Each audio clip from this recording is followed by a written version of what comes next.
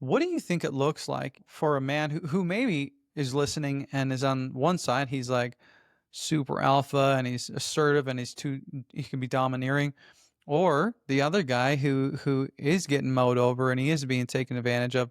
What does it look like to live in that middle ground for men in today's day and age? That's a great question. And well, I'm going to say this. I mean, definitively, I don't have the solution. I don't know that anybody has the solution. I have some thoughts. I have some ideas, and I'm sure you've come across it too, Mitchell. Is that everyone's trying to find the right path, right?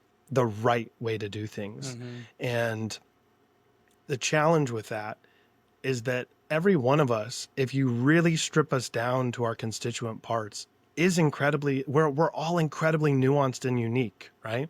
I don't think that someone who's necessarily they're a harder driver or they're a maximizer or they're a little more alpha, that that's necessarily a negative thing, right? And I don't necessarily think that someone that maybe is a little more soft spoken and tends to listen and doesn't speak up as much, that that's a negative thing, right? And I think Mm-hmm. the danger that we run into is that we have a lot of gurus running around on social media. I'm not going to name names, but we can all think of those certain individuals that they're like, this is what a man is, and this is exactly how it needs to be, and you've got to operate this way. And if you don't have a six pack, you're a POS and da da da, like all this stuff, right? And I vehemently disagree, because I'll tell you that some of my best friends, like I even some of my business partners. So I have 4 different companies and I've got business partners that they're all very, very different. One of my business partners is straight type A, CEO material. Like he doesn't fuss about, this is how it's going to go. Like he's hard driving, etc. But part of the reason that he saw my value is that I recognize that in that context, I'm not a good number one. I'm an incredible number two. And I'll be the guy that has the balls to look you in the face and challenge you when no one else has the courage to do that, because they're terrified, because you tend to bulldoze them.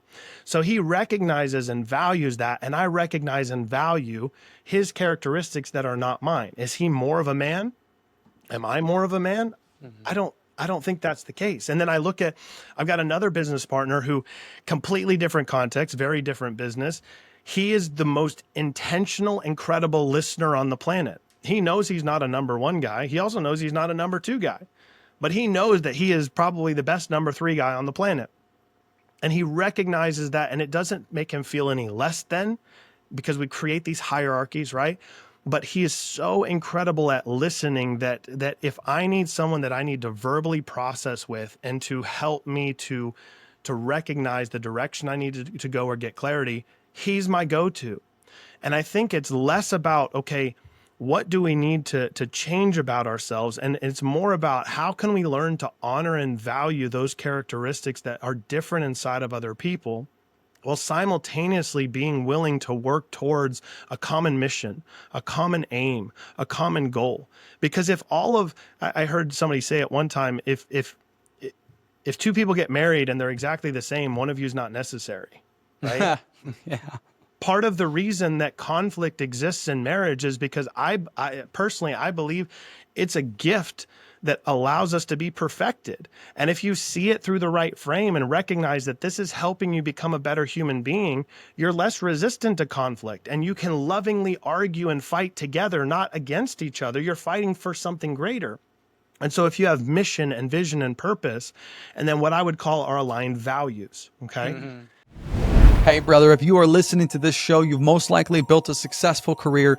You handle pressure, you lead teams, and you get results. But when was the last time you really connected with your wife beyond the calendar, the kids, and the to-do list? Well, if that sounds like you, I have a free gift for you today called the Connection Code. It's our 50 questions to break the silence, spark the fun, and bring the fire back. These questions are going to help you learn what she truly desires from you, to break out of the routine and to rediscover fun, and to spark deeper passion and connection without forcing awkward conversations. Now, these questions are fun, they're insightful, But be prepared, because some of these questions are also going to turn up the heat a little bit, if you know what I mean. Listen, most men assume their wives feel loved, but the best husbands ask great questions and keep the connection alive.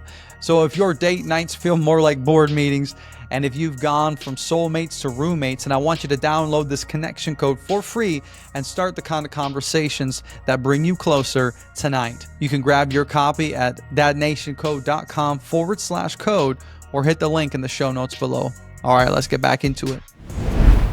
If you have aligned values, I think that's what's critical. And so for the guys that I run with, and one of our communities we have is called the Ardent Man, and it's an acronym. It stands for accountable, responsible, disciplined, empathetic, noble, and true. Those are values and characteristics that we have, that in this small group of guys that we have committed to each other, of saying, I am going to be a man who will be held accountable by my brothers. I am a man who takes responsibility for my life. I'm a man who's disciplined. Like, you set these standards for yourself that are aligned with your values and the man that you want to be, and you live them, right?